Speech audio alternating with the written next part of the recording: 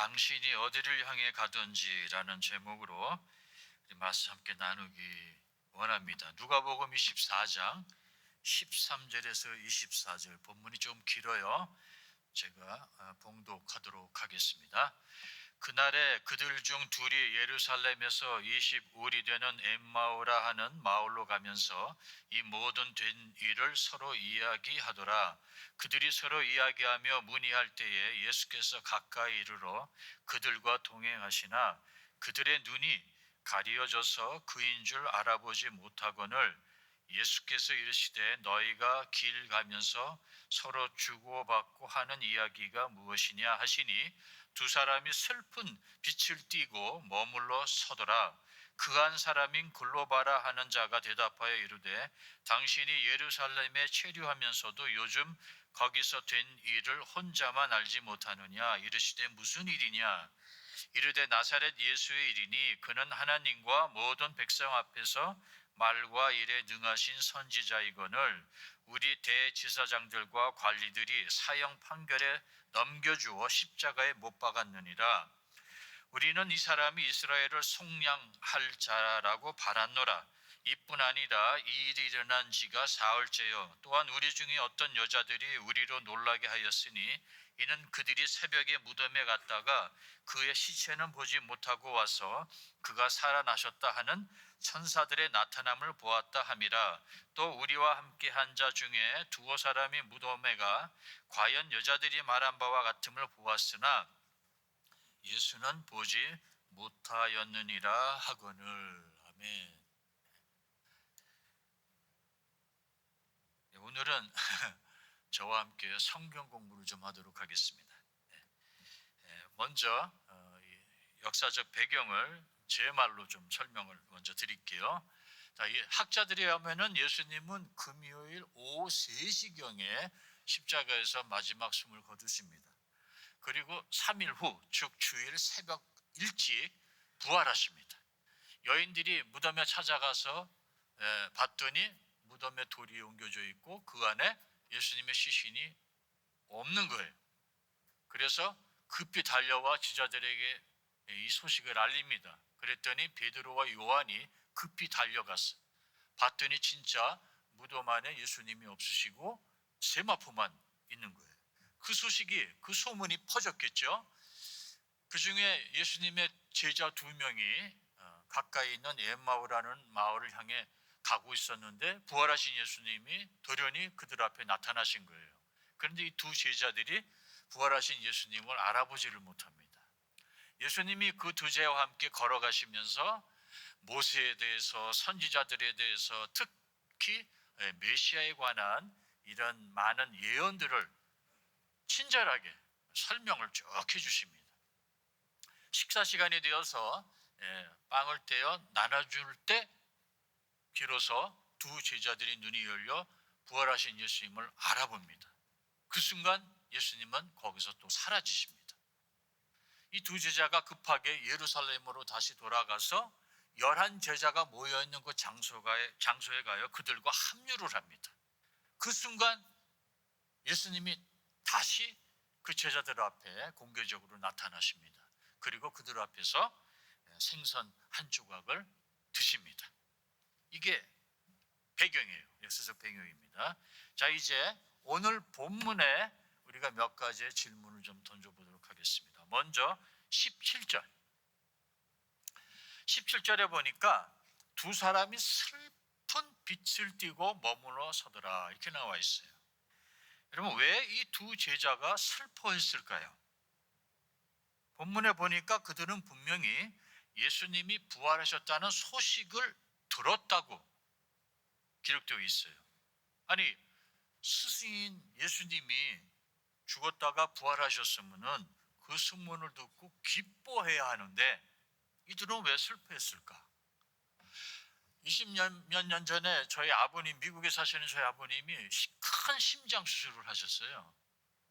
한 3시간, 4시간 넘게 수술을 마치고 의사가 나와서는 저희들에게 수술이 성공적으로 잘 마쳤다고. 그래서 저희가 안도야 숨을 내쉬고 집에 가서 이제 기다리고 있는데 한 3시간 정도 지났을까요? 병원에서 전화가 온 거예요. 전화가 오기를 아버님이 또다시 수술실로 올라가셨다는 거예요. 수술한 후 부에서 피가 나오기 시작해서 또 한 번 오픈을 해야 된다는 거예요. 마음이 좌절되는 거예요. 아, 이거 아버님 이러다 돌아가시는 거 아닌가? 여러분 아시다시피 뽕사페나 이 심장 수술이 얼마나 큰 수술입니까? 근데 3시간 간격으로 2번 수술을, 나이 많으신 아버님이 과연 견딜 수가 있을까? 어머님하고 저희 식구들이 걱정을 하면서 기도를 합니다. 아버님의 생명을 좀 더 연장시켜 달라고. 그렇게 기도를 하루, 이틀, 3일. 왜냐하면 수술실에 내려오신 아버님이 그냥 코마 상태에 빠지신 거예요. 그런데 3일 지나서 병원에서 전화가 오는데 아버님이 다시 깨어났다는 거예요. 죽은 줄만 알았던, 돌아가시는 줄만 알았던 아버님이 다시 살아나신 거예요. 야, 이게 바로 부활이구나. 부활의 기쁨이라는 것이 바로 이런 거구나. 그때 제가 조금 그 기쁨을 체험을 했습니다. 그런데 여기 지금 이 두 제자들은 스승인 예수님이 부활을 했는데도 불구하고 기뻐하기는커녕 슬퍼했다고 성경은 기록하고 있어요. 그럼 왜 슬퍼했을까요? 2가지 이유입니다. 첫 번째는 이들은 예수님의 죽음만 믿었지, 그것만 기억했지 예수님이 부활할 거라는 기대감이나 그런 믿음이 전혀 없었던 거예요. 그리고 2번째 이유는 예수님을 메시아, 하나님의 아들로 인지한 것이 아니라 아픈 자를 고치고 가난한 자 도와주고 사회적 어떤 경제적 불의와 불공평에서 자신들을 해방시켜 줄 그런 어떤 영웅, 로마 제국의 제배로부터 이스라엘 백성을 해방시켜 줄 독립투사 정도로만 이해를 하고 있었던 겁니다. 그런데 그 영웅이 십자가에서 아무 반응, 아무런 저항도 없이 무참하게, 비참하게 죽어버린 거예요. 희망이 완전히 절망으로 변해버린 거죠. 그래서 그 허무함, 실망 때문에 그들은 슬퍼하고 있었던 거예요. 그걸 어떻게 할 수 있느냐? 19절과 21절을 보면 알 수가 있어요. 그들이 한 말을 보면 하나님과 모든 백성 앞에서 말과 일에 능하신 선지자로 본 거예요, 예수님을. 그리고 22절에 보니까 우리는 이 사람이 이스라엘을 속량할 자, 어디서부터 해방할 자? 로마 제국의 지배로부터 이스라엘을 해방할 어떤 영웅으로만 알고 있었던 겁니다.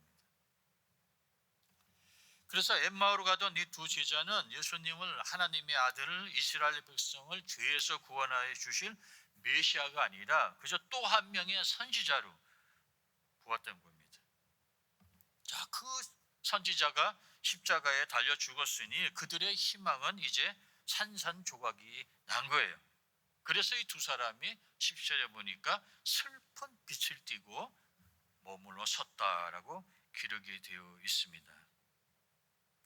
2번째 질문은 그겁니다.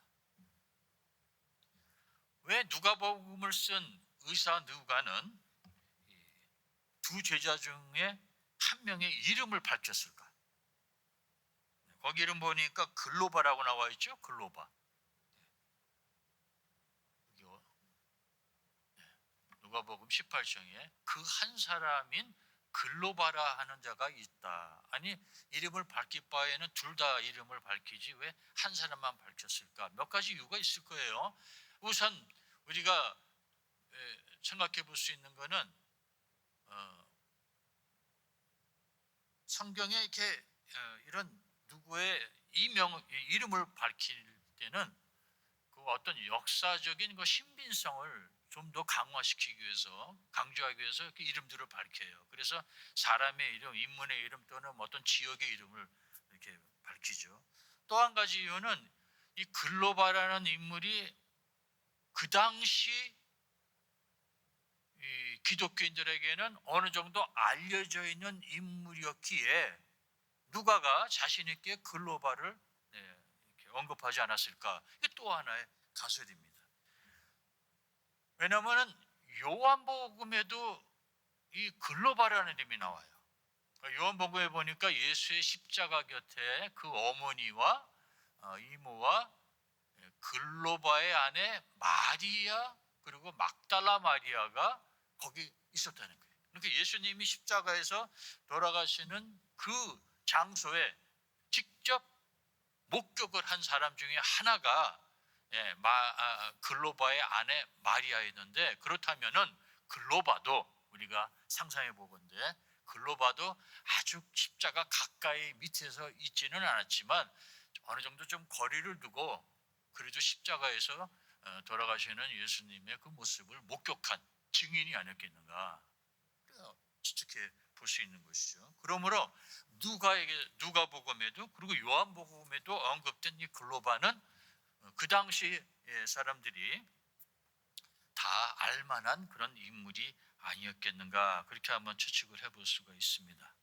즉, 이 글로바는 예수 그리스도가 십자가에서 죽었다는 것에 대해서는 아주 확실히 알고 있던 인물이었다는 거예요. 그런데 그가 3일 후에 부활할 것이라는 것에 대해서는 그런 큰 기대나 확신이 없었던 것 같아요. 왜냐하면 부활하신 예수님을 앞에 놓고 그들이 한 말, 그 내용을 가만히 들여다보면요, 아무도 아직 부활한 예수님을 직접 두 눈으로 보지 못했다는 점을 굉장히 강조를 합니다. 그게 누가복음 22장 24절 나와 있는데 다시 한번 볼게요. 거기 보니까 우리 중에 어떤 여자들이, 마리아예요, 마리아들이 가서 봤더니 시체가 없다, 시체를 보지 못했다고 강조를 해요. 그러고 나서 살아나셨다 하는 천사들의 나타남을 보았다 함이라. 그리고 우리와 함께 한 자 중에 2명, 여기는 베드로와 요한을 말합니다.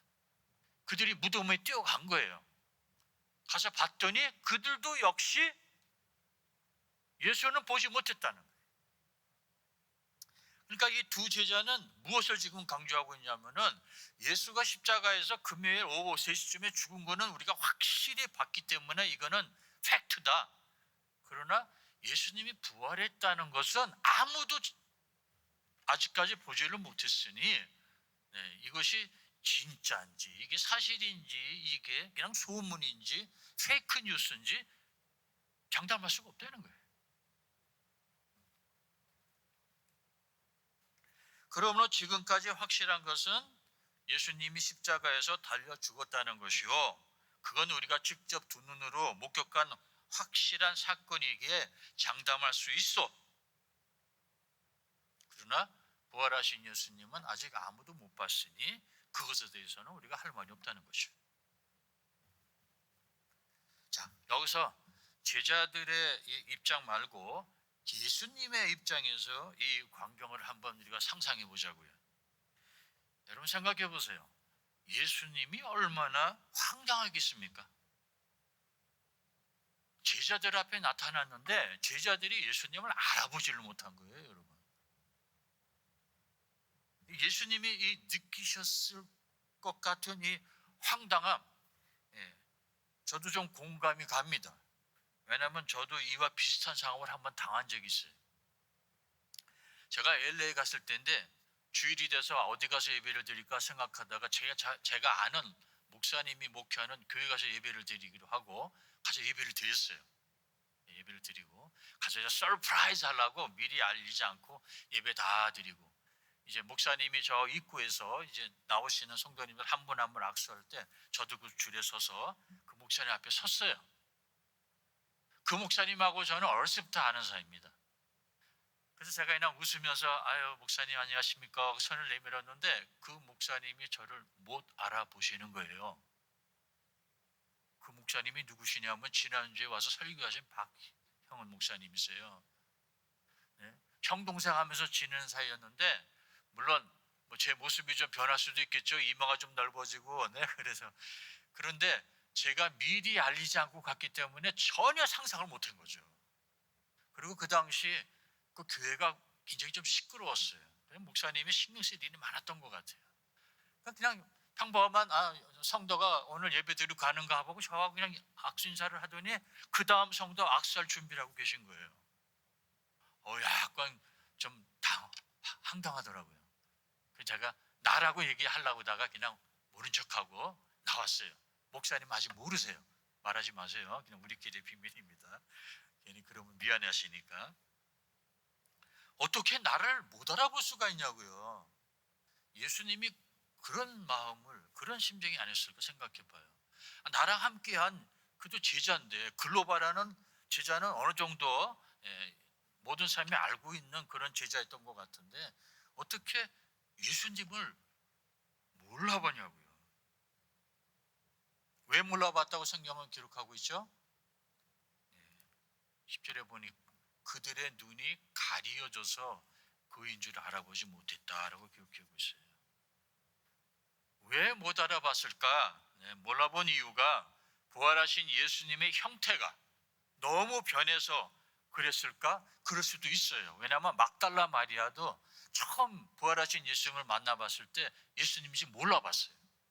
나중에 음성을 듣고 그때야 알았어요.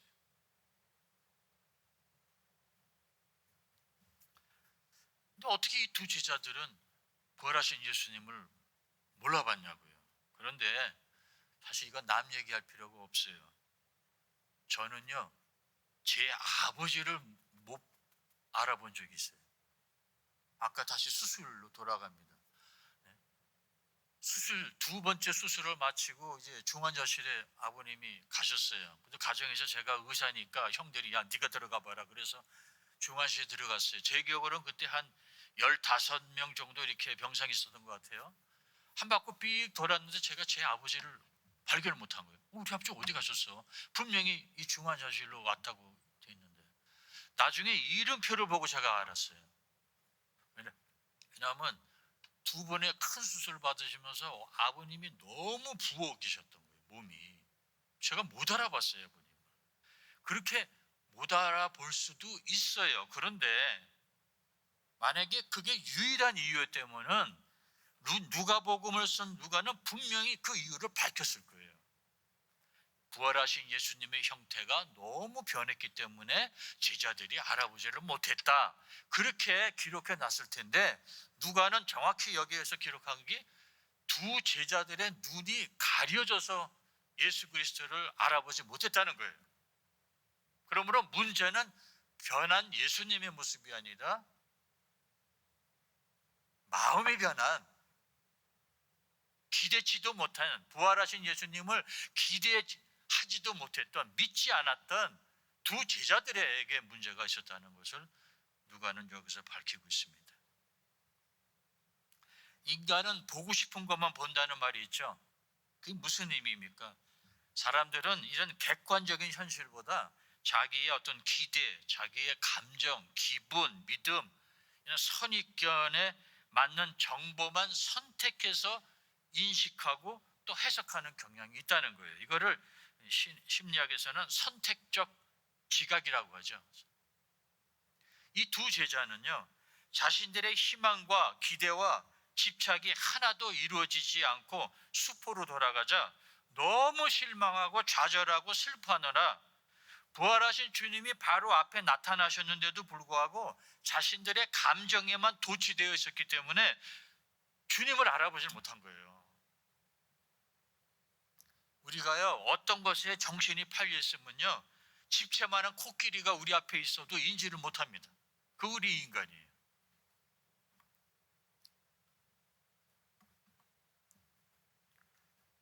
또 한 가지 여기서 우리가 던져보는 질문은 다음과 같습니다.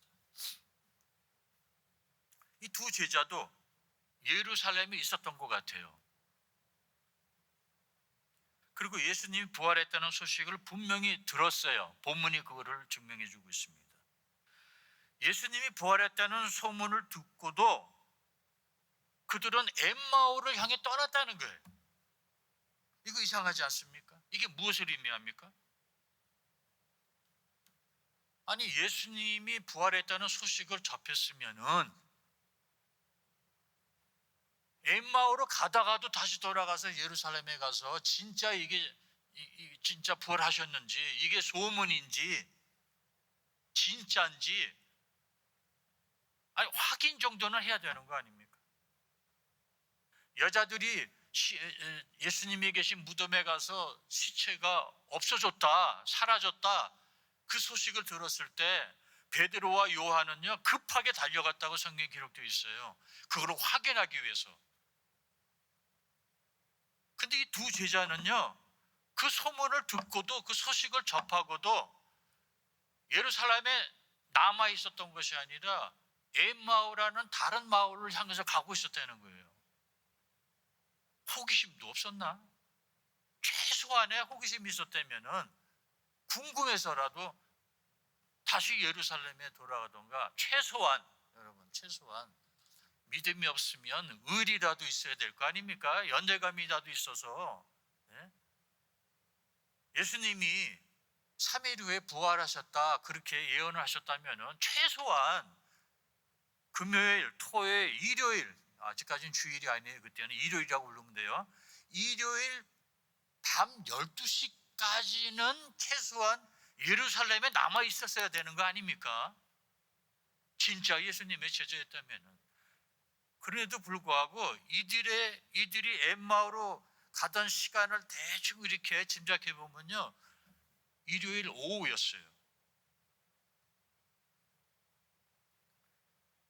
예수님이 부활했다는 소식을 접하고도 그들은 일요일 밤 12시까지 최소한 기다려야 되는데 그거를 못 기다리고 일요일 오후에 엠마오라는 도시로 그냥 떠나버린 거예요. 왜 그랬을까? 미리 아까 말씀드렸지만 이들은 예수님의 부활에 대한 확신이, 믿음이 없었던 거예요. 소문이겠지. 아무도 못 봤다는데 그게 뭐.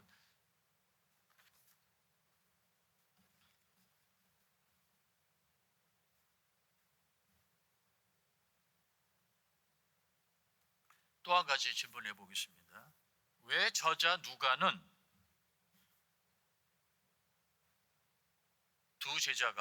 예수님의 두 제자가 예루살렘 근처에 어떤 마을을 향해 가던 중 부활하신 예수님이 그들에게 나타나셨다, 이렇게 기록을 남겨놨어도 아무 문제가 없었을 텐데 왜 유독 엠마오라는 마을 이름을 언급을 했을까?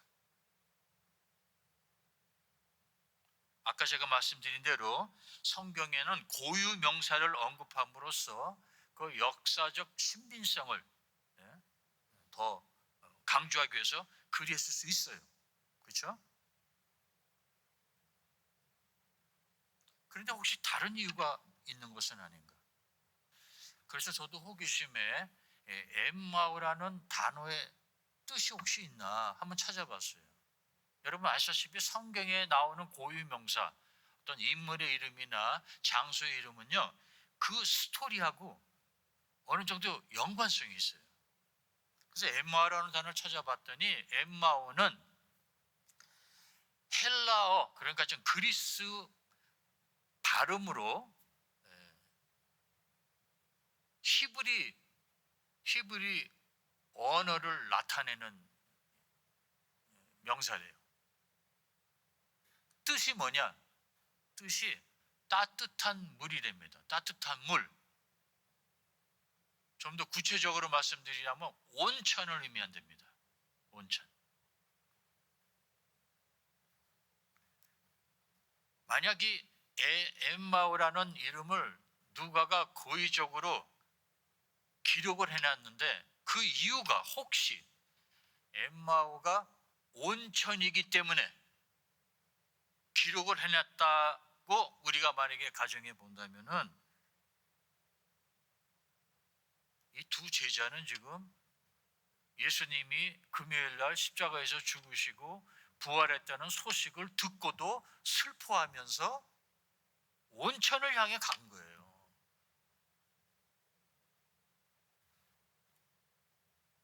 지금까지 엠마오라는 이 마을이 어디에 있는지는 아는 사람은 아무도 없다고 합니다. 여러분 알다시피 온천은 의료, 요법으로 활용되기도 하지만 보편적으로 온천 그러면 뭡니까? 휴양지예요. 만약 이 해석이 맞는다면은 제가 100% 장담 못합니다. 만약 이 해석이 맞는다면은 이 두 제자는 지금 온천이 있는 휴양지를 향해 가고 있는 거예요.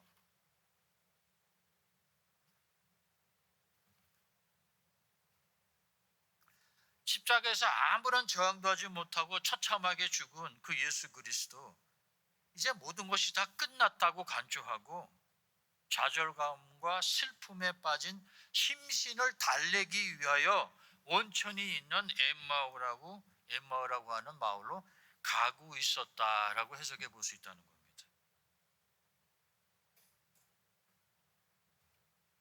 스승인 예수가 죽은 지 제3일도 안 된 그 시점에서 심신을 달래기 위하여 휴양지를 향해 떠났다는 것이 사실이라면 이거 정말 실망스럽습니다. 믿음이 없더라도 최소한 의리나 연대감이 있다면 며칠은 더 예루살렘에 머물러 있어야 하는 거 아니냐고요.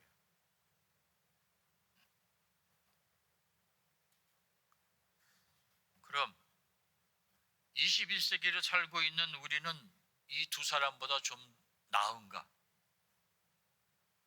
지금은 좀 다릅니까?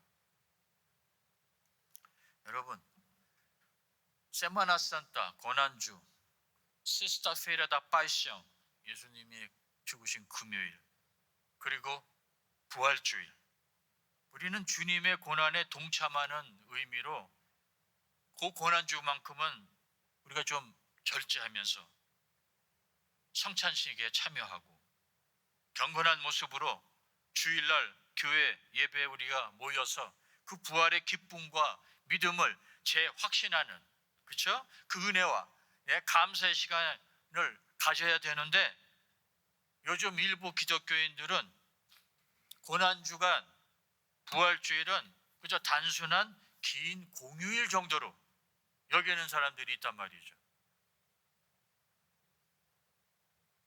그래서 고난주간 부활주일이 오면은 휴양지로 떠납니다. 이런 현상이 지금 현대사회 곳곳에서 목격되고 있습니다. 성금요일에 휴양지 예약이 급증한답니다. 오랜만에 연휴. 그래서 여행을 우선시하는 성향이 적지 않은 신자들에게도 나타나고 있다는 거예요. 그러니까 당연히 부활주일 교회 출석률이 낮아집니다. 다들 그렇듯한 이유는 다 있어요.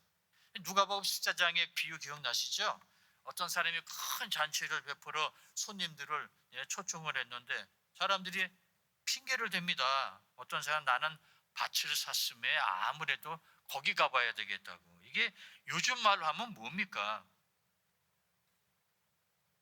내가 가게를 이전했는데 그거 수리해야 된다고. 요새 주문이 많아가지고 나 주일날에도 일해야 된다고. 똑같은 거예요. 소 5 결의를 샀음에 시험하러 간다. 아이고 내가 새로운 기계를 요번에 구입했는데 내가 오늘 그걸 꼭 해봐야 된다고. 또 나는 장가를 들었으니 그러므로 가지 못한다. 내가 1년 전부터 가족과 여행을 가려고 내 비행기표도 미리 사놨고 호텔도 다 예약해서 취소할 수가 없다고. 그래서 나는 떠나야 된다고. 여행 스케줄이 잡혀서 가게를 비울 수가 없어서 집에 손님이 와서 등등 다양한 핑계를 댄단 말이에요. 근데 왜 이런 현상이 일어나고 있는지 아십니까, 여러분? 엠마오로 향하던 두 제자들처럼 예수님의 십자가의 죽음과 부활을 마치 남의 이야기하듯처럼 자신과는 별 상관이 없는 것처럼 다루는 성도들이 우리 가운데 있기 때문이에요.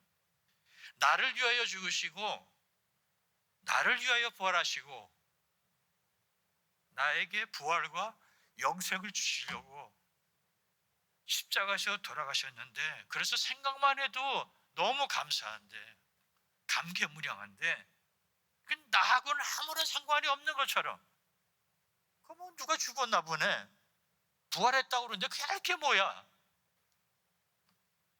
객관적인 사건 다루시 그렇게 다뤘던 거예요. 여러분 오늘 본문에 보세요. 이 사람들이 두 사람의 대화 내용을 보세요. 마치 뉴스에서 그냥 라디오에서 들은 것처럼 그 예수가 있었는데 뭐 죽었대는데 뭐 부활했대는데 아무도 본 사람이 없고 뭐 이러면서 지금 엠마오로 가고 있었던 거예요.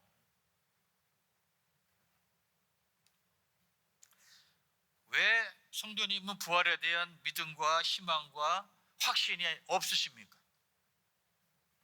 무엇이 지금 성도님의 눈을 가려 부활하신 예수님이 앞에 계신데도 알아보지 못합니까? 아마도 요한 1서 2장 16절에 기록되어 있는 것처럼 바로 우리의 육신을 즐겁게 해주는 것 때문에, 우리의 눈을 즐겁게 해주는 것 때문에, 우리들의 삶에 대한 자랑하고 싶은 것들이 너무 많기 때문에 부활하신 예수님이 바로 앞에 계신데도 그 예수님을 못 알아보는 거예요.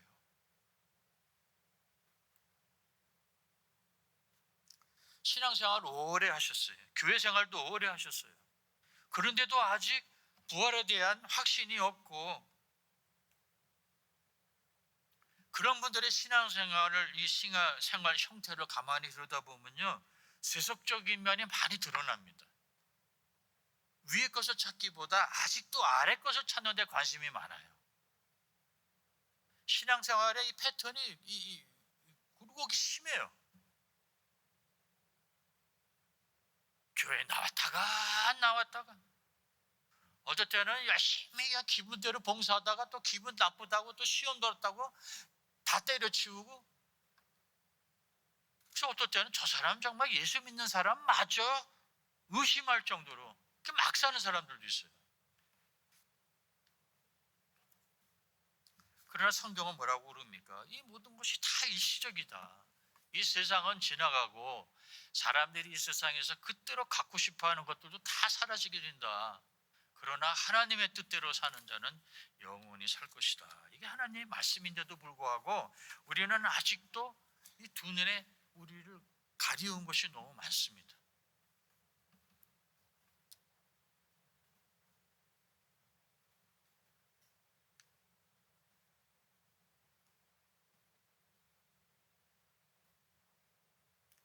여러분은 부활을 믿으십니까?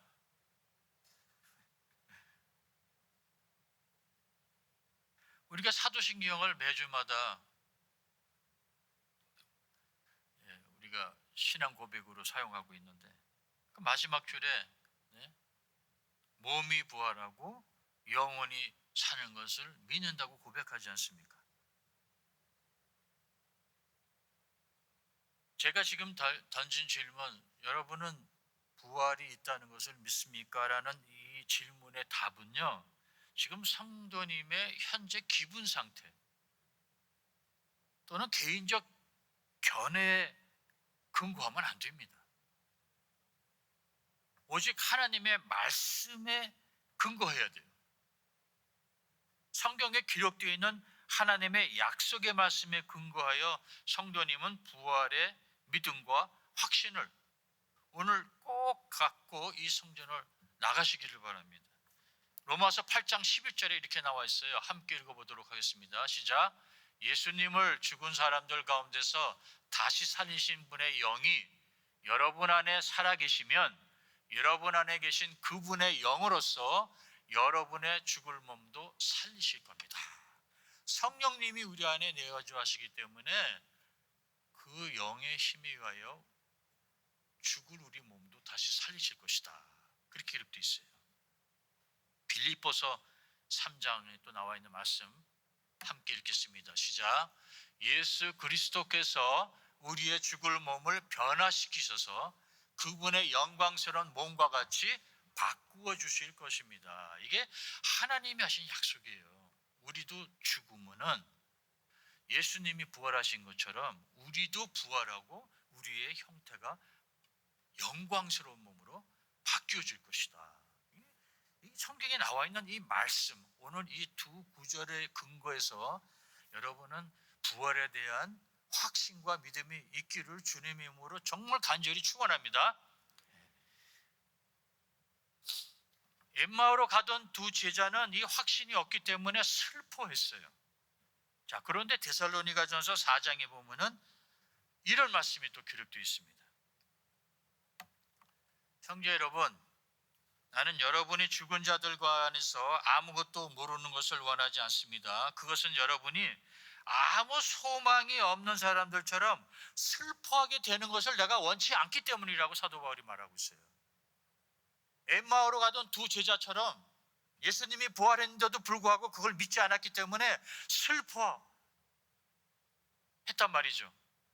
그들과 같이 되지 않기 위하여 내가 오늘 여러 성도들에게 말합니다. 우리는 주님께서 죽으셨다가 다시 살아나신 것을 믿고 있습니다. 그러므로 하나님께서는 예수님을 믿다가 죽은 자들도 예수님과 함께 분명히 살리실 겁니다. 이게 사도 바울이 그 당시 성도들에게 하신 말씀이에요.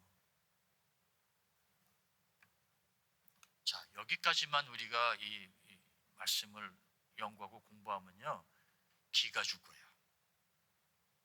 그런데 바로 이 시점에서 우리에게 정말 기쁜 소식이 있습니다. 이 기쁜 소식이 뭔지 아십니까, 여러분? 이렇게 이 엠마오로 가는 두 제자처럼 이 개념도 없고 의리도 없고 뻔뻔한,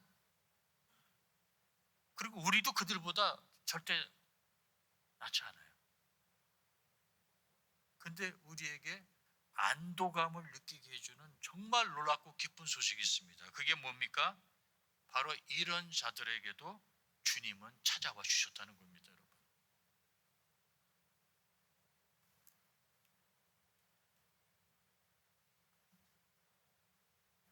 모든 것을 다 하시면서도, 그리고 본인을 알아보지도 못하는 그 제자들, 정말 실망스럽고 한심스러운 그 제자들을 보면서도 예수님은 꾸중하지 않으셨어요. 책망하지도 않으셨어요. 그리고 오히려 아무것도 모른 척 그들에게 물어봤어요. 무슨 일이 일어난 거니? 그랬더니 그들이 오히려 아니 그것도 모르오?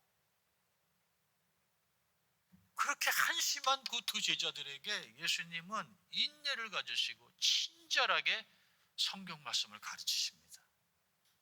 모세에 대해서, 선지자들에 대해서, 메시아에 관한 예언들을 다 인내심을 가지고 가르치세요.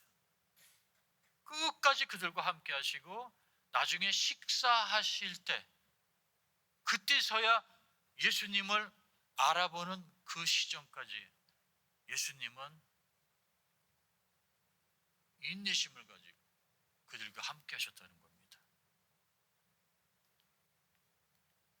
누가복음에 보니까 이 두 제자는 부활하신 예수님을 알아보자마자 다시 예루살렘으로 돌아가서 11 제자들이 있는 그곳에 같이 있다가 부활하신 예수님을 또 만나게 돼요. 여러분, 이게 우리에게 주는 이 안도감은 얼마나 큰지 몰라요. 예수님은요, 엠마오로 가던 그 두 제자들을 한 번만 만나주신 게 아니라 2번 만나주세요. 연속. 그들이 엠마오를 향해 가든지 그들이 예루살렘을 향해 가든지 그들이 어디를 가든지 예수님은 그들과 함께 하셨다는 거예요. 이 부분이 우리에게 시사하는 바가 오늘 너무 큽니다. 성도 여러분, 여러분이 어디를 가시던 주님은 성도님과 함께 하십니다.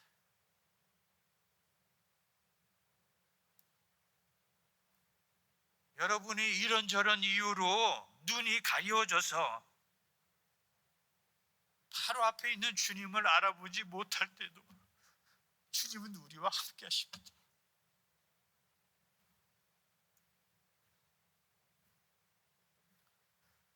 혹시 요즘 신앙생활 하시면서 요즘은 주님이 안 보여. 주님이 안 보여. 그때도 주님은 여러분과 함께 하십니다. 나는 주님을 못 봐도요, 주님은 나를 보고 계신 거예요. 요즘 내 인생에 주님이 잘 안 보인다. 여러분 불안해하지 마시기 바랍니다. 의심하지도 마시기 바랍니다. 우리가 엠마오로 가든지 예루살렘에 가든지 주님은 우리와 함께 하세요. 우리가 부활하신 주님을 보든지 못 보든지 주님은 우리와 함께 하십니다. 마태복음 28장 10절 예수님이 승천하시기 전에 제자들에게 하신 그 말씀 기억나시죠? 내가 세상 끝날까지 너희와 항상 함께 있으리라. 이거 예수님이 건성으로 하신 말씀이 아니라는 거예요. 어쩌면 엠마오로 가던 발걸음을 멈추고 다시 예루살렘을 향해 갈 때까지 기다려주신 그 예수님이 어쩌면 인내를 가지고 오늘 우리도 기다려 주시고 계신지 모르겠습니다. 어쩌면 오늘도 우리도 우리들의 기대, 우리들의 필요, 우리들의 욕망, 우리들의 문제들 이런 것에 연연하다가 바로 지금 우리 앞에 와 계신 예수님을 알아보지 못하고 있을지도 모릅니다. 그렇게 오랫동안 신앙생활했는데도 아직도 예수님의 마음을 우리가 모르고 있는지도 모릅니다. 그런데도 예수님은 인내를 가지고 사랑을 가지고 연민을 가지고 예수님을 제대로 알아보지도 못하는 그 제자들을 기다려 주셨어요. 그런데 이게 감사하지 않을 수가 없어요, 여러분. 여러분, 우리가 하나님께 감사할 이유가 너무나 많죠. 가장 큰 이유는 우리를 구원해 주신 겁니다. 그러나 구원 이후에도 우리가 하나님께 감사할 이유는 너무나 많은데 그 중에서 절대적으로 제가 감사하는 이유 딱 한 가지가 있어요. 그게 뭔지 여러분 아십니까? 하나님은요,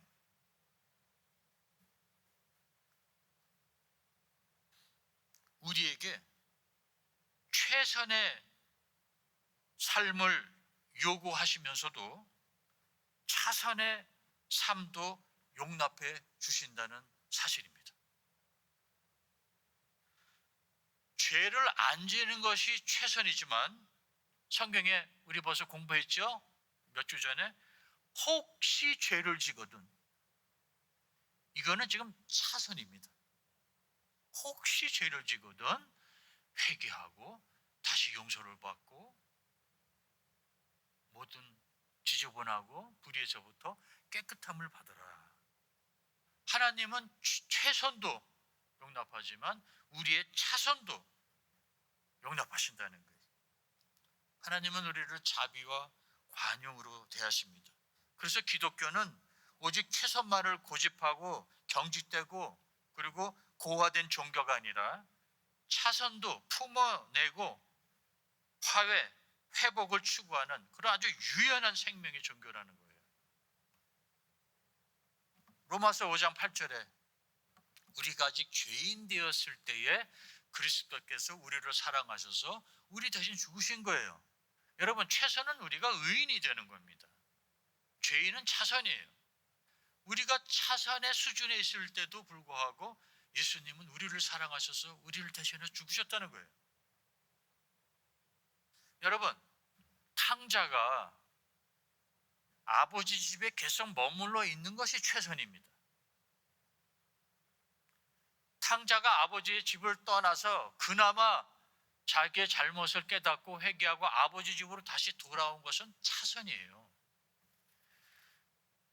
그런데 탕자의 아버지는 집으로 돌아온 그 탕자 둘째 아들을 어떻게 대했습니까? 아무런 걸 추궁을 하지 않으셨어요. 너 돈 가지고 어디에 가서 다 썼느냐니, 뭐를 했느냐니, 왜 지금 오느냐니 아무런 추궁을 하지 않으셨어요. 정죄하지도 않았어요. 그냥 껴안아 주시고 오히려 더 기뻐하셨어요. 왜? 회개한 아들이 다시 집으로 돌아왔기 때문에, 관계를 다시 회복할 수 있게 됐기 때문이에요. 최선이면 좋겠지만 차선도 용납하시는 자비로운 하나님 아버지. 반면에 탕자의 형은 어떻습니까? 율법주의를 상징하는 이 형은 어떠했습니까? 동생을 판단하죠. 정죄하죠.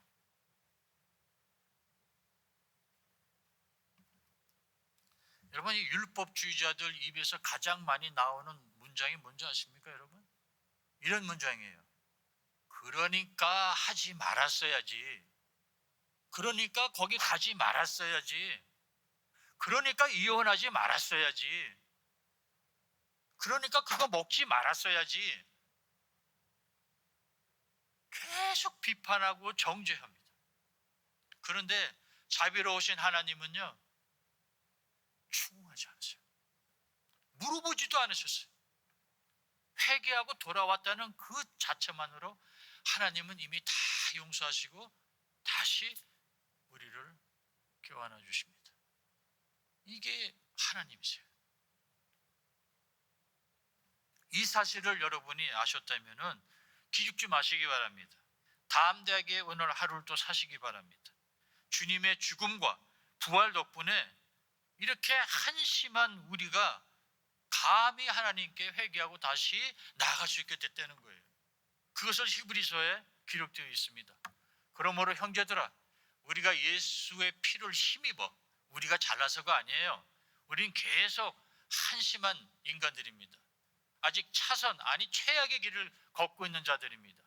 그러나 예수 그리스도의 피 공로 때문에 우리가 감히 하나님 앞에 그 성소에 들어갈 담력이 생겼다는 거예요. 그러므로 사도 히브리 저자는 우리에게 도전합니다. 가자. 하나님께 가자. 뻔뻔하게 가자는 게 아니라 회개하는 마음으로, 겸손한 마음으로 하나님께 가자. 성도 여러분, 말씀을 정리할게요. 성도님은 지금 어디를 향해 가고 계십니까?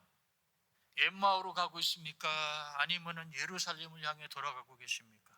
아직 늦지 않았어요. 이번에는 부활하신 예수님을 슬픈 모습으로 만나지 말고 부활하신 예수님을 정말 제대로 한번 만나봅시다. 기쁜 마음으로 주님을 만나는 저와 여러분 되시기를 주의 이름으로 축원합니다. 아멘. 기도하시겠습니다. 하나님 아버지, 우리 육신의 정력과 안목의 정력, 이 생의 자랑 때문에 눈이 가리워져서 부활하신 예수님이 우리 바로 앞에 와 계신데도 우리가 알아보지 못하는 죄를 범했습니다. 성령님, 그러니 우리를 도와주시옵소서. 우리의 이 영의 눈을 뜨게 하여 주시옵소서. 그래서 부활의 믿음과 확신을 가지고 이 아래 것보다 위의 것을 찾으며 위의 것을 추구하며 살아가는 우리 모두 되게 하여 주시옵소서. 예수 그리스도의 이름으로 간절히 기도합니다. 아멘.